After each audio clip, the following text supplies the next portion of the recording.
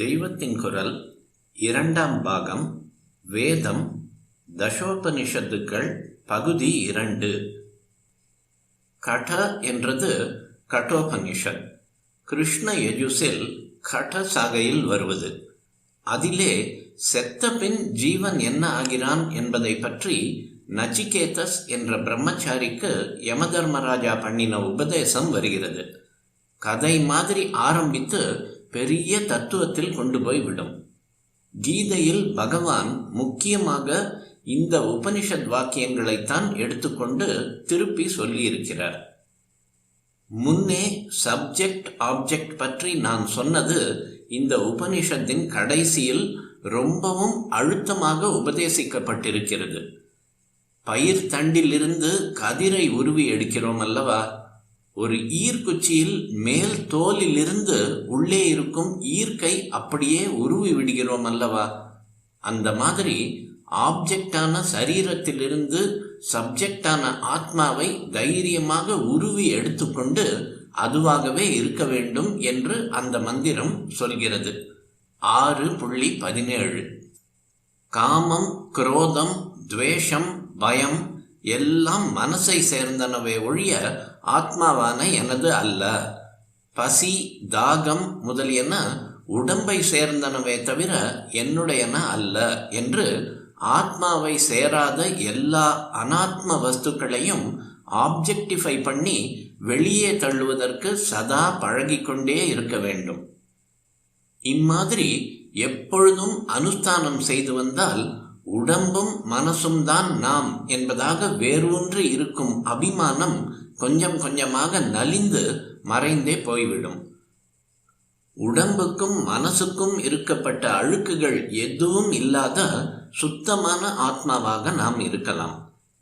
இப்படி சரீரத்திலிருந்தும் மனசிலிருந்தும் ஆத்மாவை பிரிப்பதற்கு முஞ்சம்புல்லுக்குள்ளிலிருந்து ஈர்க்கு பளிச்சென்று சுத்தமாக வழவழவென்று பிரிந்து வருவதை திருஷ்டாந்தமாக சொல்லியிருக்கிறது. இதோ பக்கத்தில் இருக்கிற இந்த வாழைக்கட்டை வாடி வதங்கி போனால் நாம் வாடி வதங்குகிறோமா? அந்த வாழைக்கட்டையை விட இன்னும் கொஞ்சம் கிட்டே இருக்கும் மாம்சக்கட்டை என்றே இந்த சரீரத்தை எண்ண வேண்டும். அந்த வாழைக்கட்டை சப்ஜெக்டான நாமாக இல்லாமல் ஆப்ஜெக்டாக இருக்கிற மாதிரியே ஆத்மா என்ற சப்ஜெக்டுக்கு இந்த நம் உடம்பையும் வேறான ஆப்ஜெக்டாக பார்க்க பழக வேண்டும். இந்த லோகத்தில் நாம் சரீரத்தில் இருப்பதாக தோன்றும் இப்போதே இப்படி சரீரத்தை நான் அல்ல, என்னுடையதல்ல என்று பண்ணிக்கொள்ள வேண்டும். அப்போது செத்து போன பின் தான் வேறு ஏதோ கைலாச வைகுண்டாதி லோகங்களுக்கு போய் மோட்சம் அடையலாம் என்று இல்லாமல் இங்கேயே மோட்சம் ஆகிவிடும். மோட்சம் என்றால் எந்த பாரமும் இல்லாமல் விடுபட்ட சதானந்தம் என்றே அர்த்தம். அப்படி இந்த லோகத்திலேயே சரீர பிரஜையை விட்டு ஆத்மாராமனாக இருப்பவனைத்தான் ஜீவன் முக்தன் என்பது. வேத வேதாந்தங்களின் பரம தாத்பரியம் ஒருத்தனை இப்படி ஜீவன் முக்தனாக்குவதுதான். கீதையில் பகவான் பிராக்ஷரீர விமோக்ஷனாத், சரீரத்திலிருந்து உயிர் வெளியே போகிறதற்கு முந்தியே இந்த லோகத்தில் இருக்கும்போதே இகைவ, எவன் காமக்ரோத வேகங்களை அடக்கி விடுகிறானோ அவனே யோகத்தில் நிலைத்து நித்திய சுகத்தை அனுபவிக்கிறவன் என்று இதே கருத்தைத்தான் சொல்லியிருக்கிறார். 5.23. இகைவ, இக பிளஸ் ஏவ, அதாவது இங்கே இந்த பூலோகத்தில் இருக்கிற போதே இப்படி ஆத்மாவை தெரிந்து கொண்டு விட்டால், அதாவது அனுபவித்து விட்டால், சரீரம் போனாலும் போகிறது தெரியாது. சரீரம் இருக்கிற போதேதான் அது தன்னுடையதல்ல என்று போக்கிக் கொண்டாகிவிட்டதே. ஆகையால் சாவு என்று ஒன்று வந்து சரீரத்தை போக்கடிக்க வேண்டுமா என்ன? சரீரம் சரீரம் என்கிற போது மனசையும் சேர்த்துத்தான் சொல்வதாக அர்த்தம். தனதல்ல என்றாக்கிவிட்டால் அப்புறம் சாவே இல்லை. தனதில்லாத சரீரத்துக்கு வருகிற சாவு தன்னை எப்படி பாதிக்கும்? மிருத்யுவான சாவு இல்லாததால் இவன் அமிர்தமாகி விடுகிறான். இகைவ, இவன் இப்படி அமிர்தமாவதைத்தான் கர்ம காண்டத்தில் வருகிற புருஷ சூக்தாதி மந்திரங்களும் சொல்கின்றன. உபனிஷத்துகளில் இந்த கருத்து விசேஷமாக திரும்ப திரும்ப கூறப்படும். நமக்கு துக்க ஹேதுவாக இருப்பது சரீரமும் அதன் மூலம் செய்யப்படுகின்ற மனசும் தான். துக்கம் போய் சதா ஆனந்தமாக இருப்பதைத்தான் எல்லா மதத்திலும் மோக்ஷம் என்று சொல்லி இருக்கிறது. அதற்காக வேறு ஏதோ பரலோகம் மோக்ஷலோகம் என்ற ஒன்றுக்கு போக வேண்டும் என்றுதான் அத்வைதத்தை தவிர மற்ற சம்பிரதாயங்கள் எல்லாம் சொல்கின்றன. அந்த லோகங்களில் கிடைப்பதை விட நிறைவான ஆனந்தம், நிஜமான மோட்சம் இந்த லோகத்தில் இருக்கும்போதே சரீர அபிமானத்தை அடியோடு தள்ளிவிட்டு ஆத்மாவில் வேரூன்றி நிற்பதால் கிடைக்கிறது என்று சங்கர பகவத்பாதாள் ஸ்தாபித்திருக்கிறார். ததே தத் அஷரீரத்வம் மோக்ஷாக்யம் என்று சூத்திர பாஷ்யத்தில் சொல்கிறார். அஷரீரி என்றால் நாம் என்ன நினைத்து கொண்டிருக்கிறோம் என்றால் ஆள் தெரியாமல் ஒரு குரல் மட்டும் கேட்பது என்று. அஷரீரி என்றால் சரீரம் இல்லாமல் இருப்பது என்பதே அர்த்தம். சரீரம் நான் என்கிற பிரக்ஞை போகிறதுதான் அஷரீரத்துவம். அதுதான் மோக்ஷம் என்று ஆச்சாரியால் லட்சணம் கொடுக்கிறார். சரீரம் இல்லாமல் அஷரீரியாக பண்ணிக்கொள்வது என்றால் தற்கொலை செய்து கொள்வது என்று அர்த்தம் இல்லை. தற்கொலையும் சாதாரண சாவும் ஸ்தூல தேகத்திற்குத்தான். இது போன பின்னும் மனோமயமான சூக்ஷ்ம தேகம் இருந்து கொண்டு கஷ்டப்படுத்தும். ஆசைகளை குறைத்து கொண்டே வந்து அடியோடு தேய்த்து விட்டால்தான் சரீராபிமானம் முற்றிலும் போய் அபிமானிக்கிற மனசும் போய்விடும். உள்ளே இருக்கிற ஆத்மா மட்டுமே பிரகாசிக்கும். இதற்காக வேறு எந்த லோகத்துக்கும் போக தேவையில்லை. இதைத்தான் வேத வேதாந்தங்கள் இகைவ இகைவ என்பது. இந்த அமிர்த நிலையை அடைவதற்கு முக்கியமான 2 சத்ருக்கள் காம குரோதம் என்று கீதையான ஸ்மிருதியில் சொல்லி இருக்கிறது. அதற்கு ஆதாரம் ஸ்ருதியான சாந்தோக்கியத்தில் உள்ள 8.12.1 பிரிய அப்பிரியம் என்ற வாக்கியம். விருப்பு வெறுப்பு என்று அர்த்தம். விருப்பு தான் காமம், வெறுப்பு குரோதம். சரீரம் இல்லாதவனை விருப்பு வெறுப்புகள் தொடமாட்டா என்று சாந்தோக்கியம் சொல்கிறது.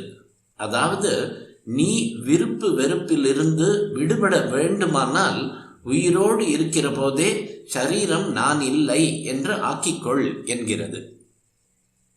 ஒரே ஜீவாத்மாவின் அகங்கார மமகாராதிகளை ஒட்டி, நான் எனது என்ற பாவனைகளை ஒட்டி கவுனாத்மா, மித்யாத்மா, முக்கியாத்மா என்று 3ஆக பிரித்து சொல்வது வழக்கம். பெரியோர்கள் இந்த விஷயத்தை ஸ்லோகமாக சொல்லியிருக்கிறார்கள். அந்த ஸ்லோகமானது பகவத்பாதாளால் பிரம்மசூத்திர பாஷ்யத்தில் உதாகரிக்கப்பட்டிருக்கிறது. கவுன மித்யாத்மனோ அசத்வே புத்திர தேகாதி பாதனாத் சத் பிரம்மாத்மாகம் இத்யேவம் போதே காரியம் கதம் பவேத். சூத்திர பாஷ்யம் 1.1.4. புத்திர மித்திரர்கள் நாமே என்றும் அவர்களுடைய சுகதுக்கம் நம்முடையது என்றும் எண்ணும் அபிமானமானது எல்லாரிடத்திலும் குடிகொண்டிருக்கிறது. அதுதான் கவுனாத்மா. கவுனம் என்றால் உபச்சாரமாக சொல்லுவது என்று அர்த்தம். நாம் வேறு, புத்திர மித்திரர்கள் வேறு என்று நமக்கு தெரிந்திருக்கும் பொழுதே நாம் நாம் என்கிற அபிமானம் நமக்கு அவர்களையொட்டி வருவதால் கவுனாத்மா என்று சொல்லப்பட்டது. அவர்களை விட நெருங்கின சரீரம் முதலியவற்றில் நான் என்கிற அபிமானம் உண்டாவது மித்யாத்மா. சுத்தமான ஆத்மஸ்வரூபத்தை பிரித்து பிரம்மஸ்வரூபமே நான் என்பது அனுபவத்திற்கு வருகிற பொழுது பிரம்மமே ஆத்மாவாகி விடுகிறது. அதைத்தான் முக்கியாத்மா என்று சொல்வது. முதலில் சொல்லப்பட்ட கவுனாத்மா மித்யாத்மா இவ்விரண்டையும் விலக்கிவிட்டால் புத்திர மித்திரர்கள், சரீர இந்திரியங்கள் இவைகளுடைய சம்பந்தம் நீங்கிவிடும். அப்பொழுது சத்தியமான பிரம்மஸ்வரூபமாகவே நான் இருக்கிறேன் என்கிற ஞானம் உண்டாகிறது. அதற்கு பிறகு செய்ய வேண்டியது ஒன்றுமே கிடையாது என்பது மேலே சொல்லிய ஸ்லோகத்தின் தாத்பரியம். அரைஸ் அவேக், எழுந்திருங்கள், விழித்து கொள்ளுங்கள் என்று விவேகானந்தர் எல்லாரையும் தட்டி எழுப்பி ராமகிருஷ்ணா மிஷனுக்கு மோட்டோவாக, லட்சிய வாசகமாக வைத்தது கட்டோபனிஷத்தில் வருகிற மந்திரம்தான். இப்போது நிறைய மேற்கோள் காட்டப்படும் அநேக வாசகங்கள் இந்த உபனிஷத்தில் வருகிறவையே. உதாரணமாக, படிப்பாலோ மேதாவித்தனத்தாலோ ஆத்மாவை அடைய முடியாது, நாயம் ஆத்மா என்கிற மந்திரம். ஜீவன் என்ற தேர்காரனுக்கு ஷரீரம் தேர், புத்தி சாரதி, மனஸ் கடிவாளம், இந்திரியங்கள் குதிரைகள் என்ற விஷயம். ஹிருதய குகையில் பரமபுருஷன் அங்குஷ்ட கட்டை விரல் பிரமாணமாக ஜோதி ரூபத்தில் இருக்கிறான் என்ற சமாச்சாரம். தீபாராதனை செய்கிற போது சொல்லும் ந தத்ர சூரியோபாதி மந்திரம்.